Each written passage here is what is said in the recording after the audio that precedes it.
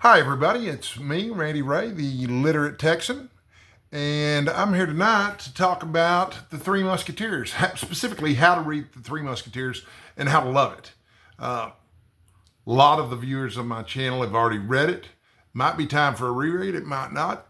But if you look back on it and think, God, that was confusing, or I couldn't keep up with all the characters, or I'm not sure what that was about, it's time to check back in with the Three Musketeers. And I was inspired to make this video because I saw a video come up on Ben McAvoy's channel yesterday. Ben McAvoy runs the Hardcore Literature Book Club, which is great. But I watched his video and was inspired by it. I wanted to make something a little shorter, a little punchier, and not quite as lengthy and thorough as his, because his video was a good 2 hours long. And I might go into some kind of deep analysis of the Three Musketeers at some point, but I'm not ready for that yet. But I do have some introductory tips and some ideas for how to increase your enjoyment if you're going to read the Three Musketeers, because I think it's a fantastic novel. I talked with Steve Donahue about it, and one of the things that I like to do when I'm reading a classic work of literature is to try to put it into some kind of historical context. For me, that means knowing when the author wrote it, but also when the story is set and where is the story set. It gives me a better idea. And also, I like chasing down rabbit holes. And this is another technique that I picked up from Ben McAvoy, but a friend of mine, an artist named John Bramblett, also does this. If a work of music or a work of art or a work of literature is mentioned in a book somewhere, it's a lot of times it's a good idea to go see what that's all about. And a good example of that is Moby Dick, a Herman Melville novel. There's lots of stuff in there about various paintings of whales that you can find. And now with the internet, you can look up those paintings and see exactly what Melville was talking about. So I think that's all good stuff to do. But when I talked with Steve Donahue, I said, hey, man, here's the thing about the Three Musketeers, in my view, is that it doesn't need a lot of exposition to be enjoyed. It is a rip-roaring, non-stop, swashbuckling adventure story that anybody can just pick up and start reading and enjoy it. And that's even if you pick up one of the older anonymous translations that people tend to go with. Of course, they're free, which is great, and those aren't necessarily the best translations or the most modern, but they have the virtue of being free. You can get them. You get them on Project Gutenberg or whatever, but I'll have more to say about translations and stuff. But I did make some notes before I came to the video. Some of this stuff is going to obviously complement what I saw in Ben McAvoy's video, but I also put some stuff in here that McAvoy left out, or at least I feel like he did.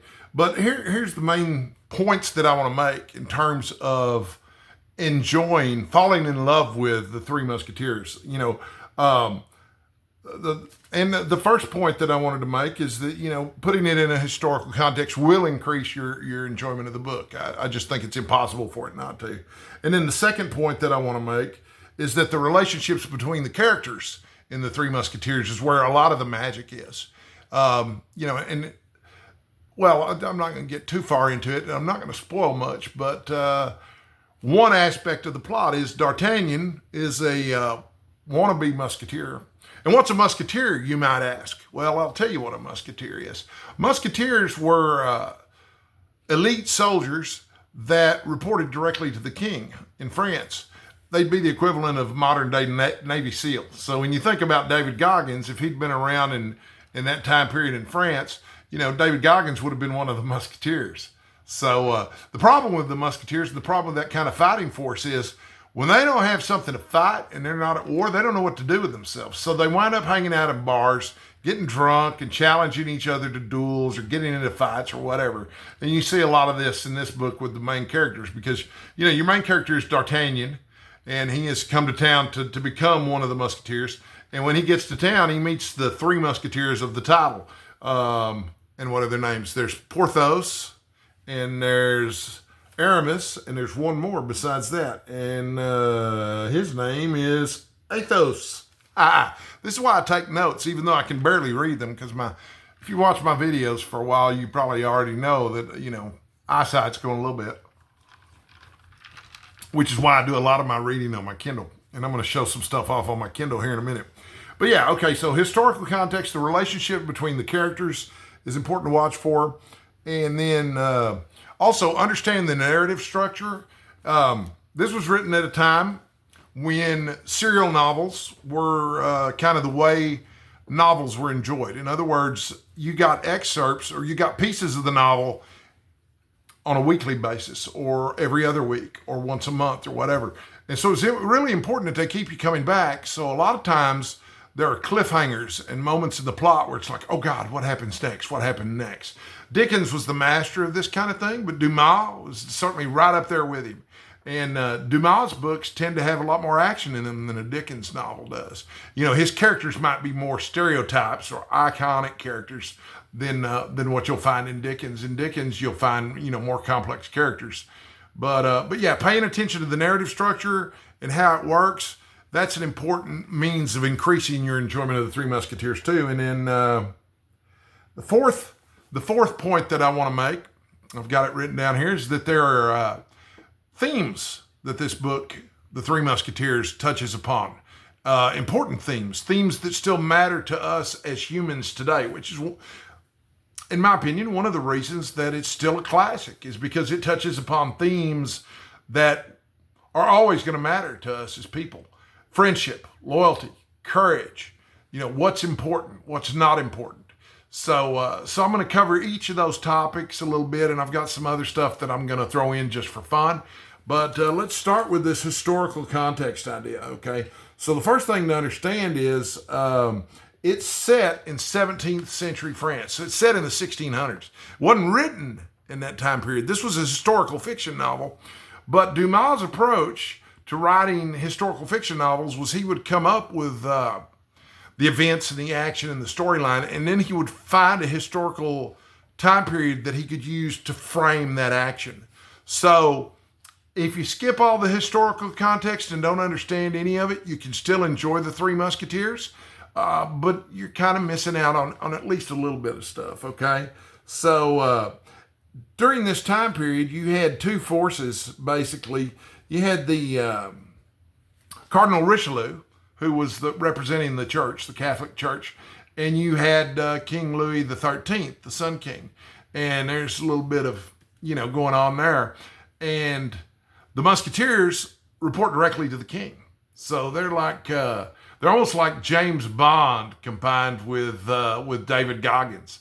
So you can see that their counterparts include the soldiers and the guardsmen who work for the Catholic Church under Cardinal Richelieu. So look for that while you're watching it. And then what else have I got here? The king's involved in a power struggle with the Cardinal Richelieu. Yeah, we kind of covered that already. I just don't want to miss anything. That's why I took notes, you know. I want to give you all the value that I can right now. So pay attention to Cardinal Richelieu and the king and the actions, but also look for the motivations for everybody's behavior and for their actions, because it all relates back to this overarching plot. You got one big overarching political plot going on here, okay, amidst all the buckles getting swashed. And then you've also got little individual episodes, little individual adventures. And each chapter tells, you know, an episode or something to that effect, you know, and pay attention to both, because they're both going to add value to your reading experience there. So, and we talked about that. So I'm not going to go into too much more detail about the historical context, but I do have some recommendations for some books. And of course, you've got the Wikipedia. You can look up Cardinal Richelieu and see what the real Cardinal Richelieu in real life was all about. You can also look up King Louis XIII and find out what he was all about. And there are books about French history that explicate this period of time quite nicely.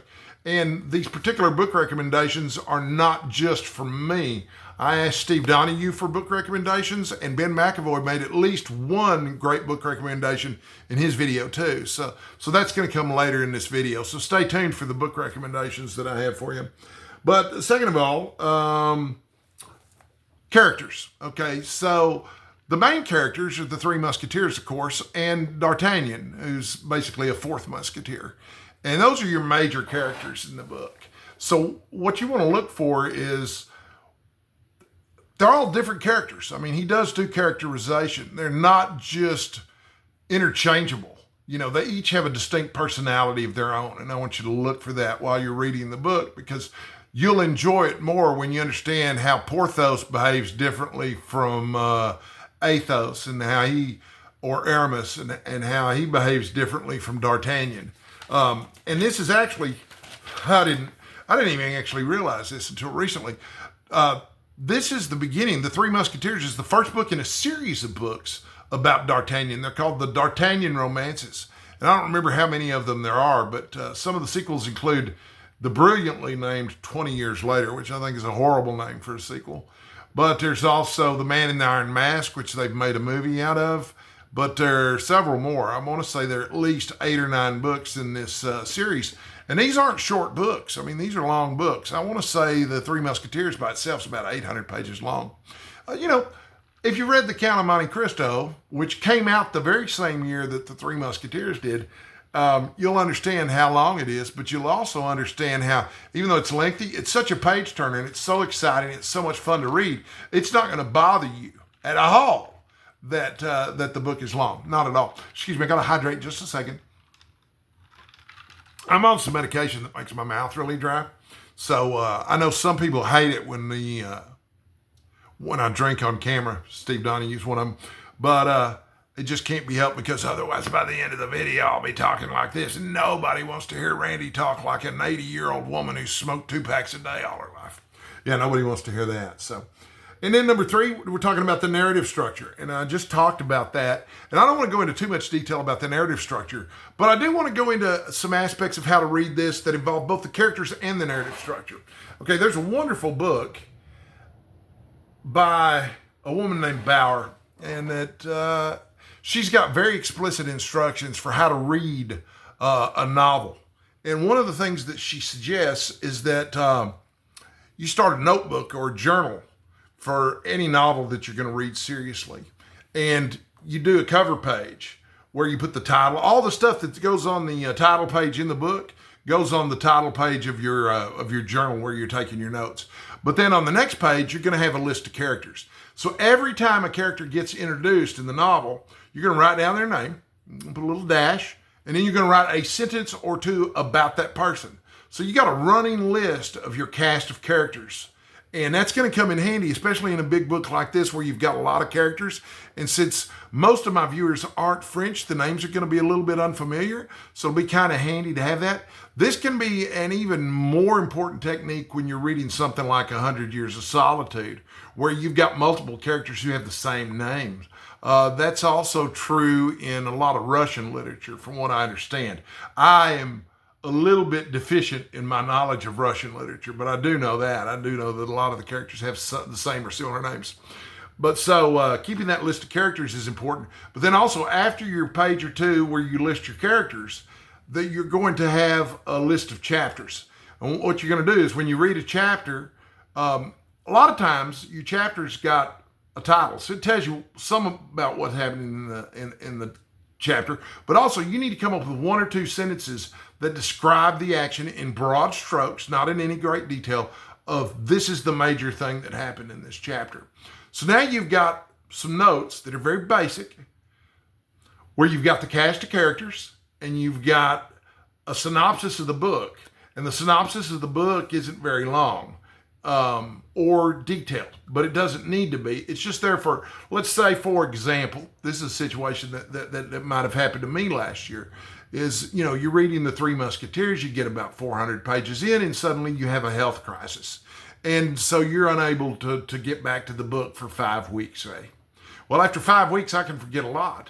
But if I want to get back to the Three Musketeers without having to reread the first 500 pages or the first 300 pages or however many pages I said it was, having these notes in this format in your notebook about the novel, it's going to be invaluable. It's going to save you a lot of time. But it's also going to force you to be interactive with the novel, and you'll be more likely to remember the novel if you're interacting with it. C.S. Lewis had a variant of the whole, write a sentence about each chapter. He wrote a headline on every page at the very top of the page, but it was a headline for that page and what happened on that page specifically. And I've been reading The Haunting of Hill House and using that approach with The Haunting of Hill House. And it's remarkably effective at getting me involved with the book and keeping me in tune with what's actually going on in the book. So try it. You might like it. I told a friend of mine about this. He was telling me he could only read one book at a time because he would get confused about characters from book to book. And I suggested to him that he start a notebook. I gave him the exact same instructions that I just shared with you, which are not unique to me. You know, they were shared with me in this book that I read. But he told me, man, that's just going to make it too much like homework. And I didn't have a response for that at the time, but now that I think about it, God, homework would have been so much more fun if I'd actually used this approach to reading the books then. You know, if you love reading and you love big fat novels, understanding the novel is part of the fun. And anything I can do to increase my understanding of the novel is just going to make reading that novel more fun for me. It's unfortunate he's so close-minded about that, but maybe he'll change his mind. I don't know. So that's what I had to say about the narrative structure of the chapters. We already talked about how there's an overlying narrative structure of the book. You'll find a lot of chapters that have cliffhanger endings because they wanted people to come back and buy the next installment. So be sure to think about that. And then finally, the themes. Yeah, I've got 4 of them written down here, and I think I mentioned all of them earlier, but these are the themes.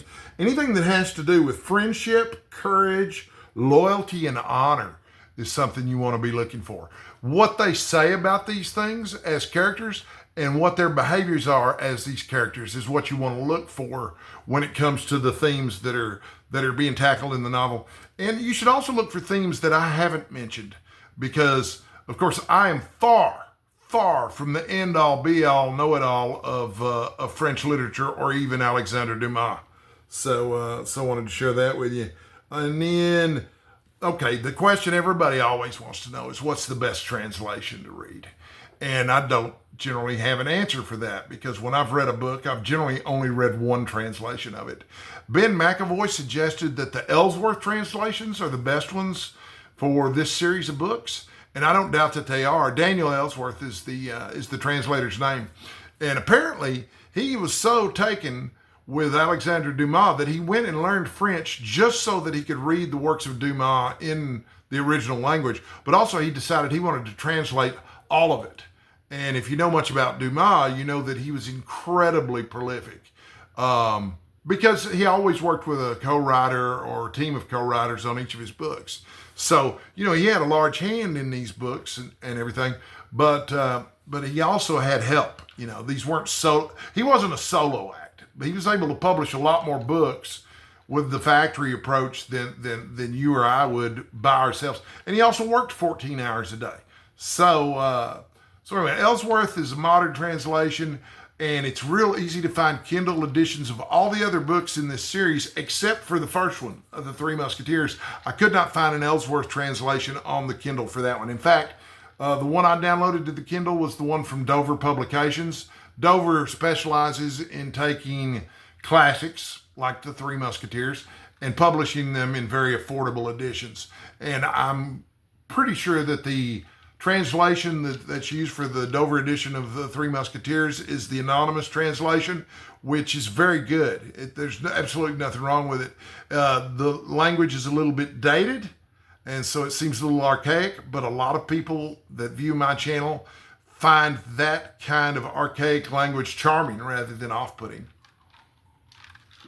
That's the version that I'm going to be reading on this reread of the Three Musketeers. So what else did I have on here? Translations, books to recommend. Okay, so I've got some books to recommend. I told you I was going to.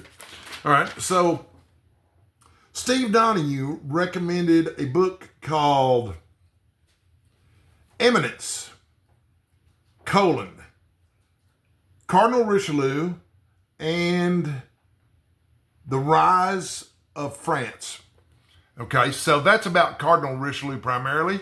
But it was set right during the time period, most of it right during the time period of the Three Musketeers. So if you want to get really steeped in the history and context of what was going on during this novel, that'd be a really good starting point. The other book that Steve Donahue recommended to me, that one was written by Jean Vincent Blanchard was the author of that one. So it's worth finding. And then the next book that he recommended was called France, the Age of Louis XIII and Richelieu by Victor L. Tapie. T-A-P-I-E is the name. I don't know how to pronounce it. If you read those two, you'll be pretty steeped in French history of the time, and you will have no problem putting the events of the Three Musketeers into context. But as I said, Steve agrees with me. You don't need historical context to enjoy this book. You can open it up, start on page 1, start with the first word, and proceed accordingly, and you will have a fine time with this book. You know, I'm just giving you tips to show you a better time in the pages of the Three Musketeers so that you can increase your enjoyment of it, which is, you know, probably that's one of the things that I love about what I do here on the channel is I'm hoping to recommend books that people are going to enjoy and help them get more joy out of the books that we mentioned. I also have this recommendation. This is from Ben McAvoy. In his video, he recommended it. It's a book called The Black Count: Glory, Revolution, Betrayal, and the Real Count of Monte Cristo, written by Tom Rice. And it was a Pulitzer Prize winner for biography. It's the biography of Alexandre Dumas' father, who was from Haiti and who was very successful as a black man. And he was as successful as any black man of that time period. And I do have a picture of the cover of this one, and I downloaded this one. This is one I'm going to read on the Kindle, but there you have it. That's The Black Count. Oops, where'd it go? It always does this to me, by the way. If you watched any of my videos, you've seen it happen before.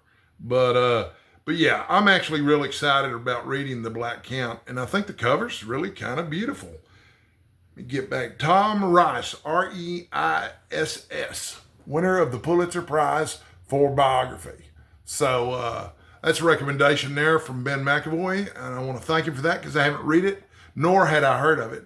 And in Eminence, I've got that one over here. Let me show you the cover art on it. This was the book about Cardinal Richelieu and the rise of France. There he is. The other book that I recommended, the one that was titled France, the Age of Louis XIII, blah, blah, blah, et cetera, et cetera. That one's not available on the Kindle, and it's out of print too. So I found a used copy of it on the internet and ordered it. So it's on its way. I'm sure that when I have a hardcover copy of it and I make further videos about the Three Musketeers, I'll be showing it off then, you know, like a rooster or a peacock showing off his feathers, because I love showing off the books in my collections. Man, I hate that I don't have more books to show you physically these days because, you know what? I can't read the books on paper much anymore, so I'm sticking with books on the Kindle, and they're just not as easy to show you, okay? So that's just how it is, and I'm sorry about that, but it is just how it is. So the other thing you can do to increase your enjoyment of the Three Musketeers is read the rest of the books in the series. In fact, read anything you can get your hands on by Alexandre Dumas. He's terrific. But the Three Musketeers, you probably, well, I don't know. If you're a certain age, you probably saw some of the same movies I did about the Three Musketeers. And Richard Lester made two movies, The Three Musketeers and The Four Musketeers. He made those movies before he directed Superman. They're terrific. They're terrific action-adventure movies. Usually that action-adventure stuff translates pretty well to the big screen. But you can also find miniseries. One of the more recent ones, I understand, is a miniseries called D'Artagnan, which is about the real lead character in the books. So that's what I have to say about how to read The Three Musketeers and love it. If you've got any comments or tips or hints or questions, please leave it down below and get in touch with me anytime about anything. I got two more pieces of advice for you that are a little more general, but they will help you enjoy the Three Musketeers more. The first piece of advice, stay sexy, folks. And the second piece of advice, as always, is stay hydrated. It's way more important than you think.